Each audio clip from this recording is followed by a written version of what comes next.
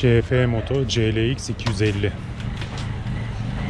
300 bakımına gelmiş ama artık CF Moto 300 bakımı kaldırdı. Garantiden 1000'de yapılması gerekiyor bakımın. Ama arkadaş gelmişken zincir ayarı ve diğer kontrolleri yapılacak boş gitmesin diye.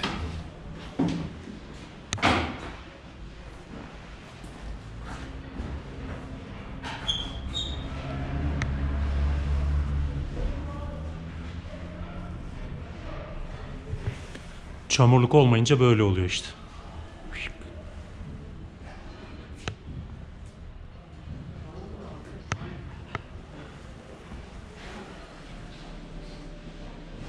Solda kahverengi yer. Tamam hocam, ben kesmeyeyim. Sorun değil.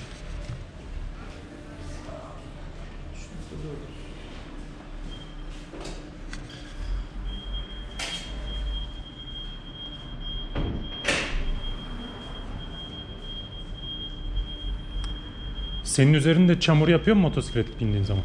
Yağmurda günde gelmiştim, ondan dolayı şu an Paçaları atıyor mu çamur yani? şöyle.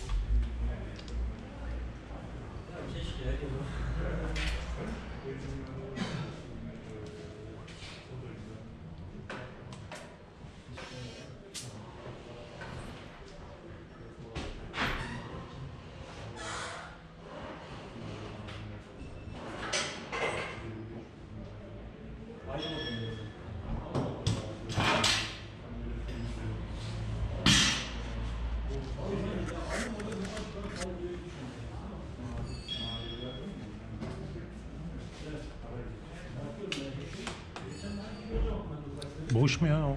Ha, yandan görünüyormuş.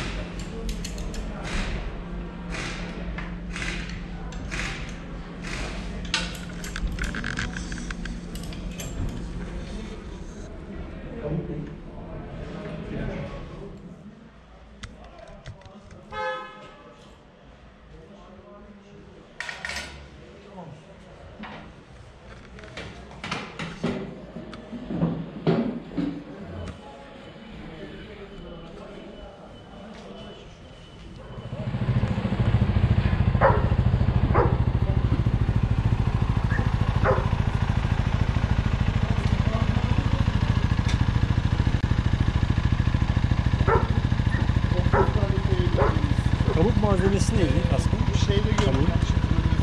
Hatırlamıyorum. Ama yorumları çok bakıp da aldım. Aldıktan sonra da gerçekten içinde insan kendini acayip konforlu hissediyor. Çok memnun. Süngerlerinin değişi, yumuşaklığı, PKF gibi kafana yüzüne falan ve görüş açısı çok hoşuma gitti benim. Bir de vizörün rengi. Vizörü indirdiğiniz zaman böyle oluyor gözler. Çok güzel oluyor. Siyah değil.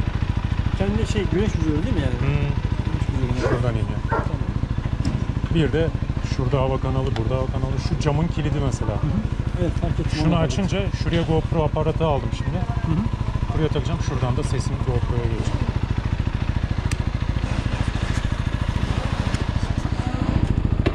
Neymiş? Tamam. Rengi bunun açık mavi.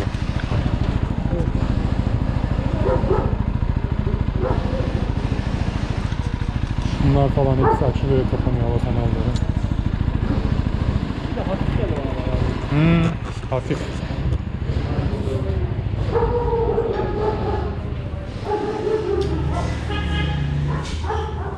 Bunları buraya koyarım, yerine siz koyarsınız.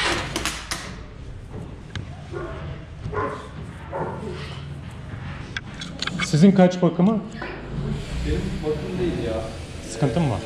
Önceden motor kazası vardı da onunla alakalı bir şey sormaya geldim. Kaza mı yaptın? Arkadan çarptılar. Parçası yok motorun. Öyle bekliyoruz. Allah Allah. Kaç model? 22 mi? Yeni ya motor 22. Daha 3-4 bin kilometrede. Türkiye'ye yeni mi geldi bunlar? Yani bir sene oldu ama hala katalog bile açmadılar. Ben de çok uğraşmamıştım da artık şey yapacağım. Pazartesi günü de uğraşacağım. CF Moto'nun her şeyi var ya. Yoksa da gelir yakında. Ya katalog açmamış adamlar da. O kadar ilgisizler yani.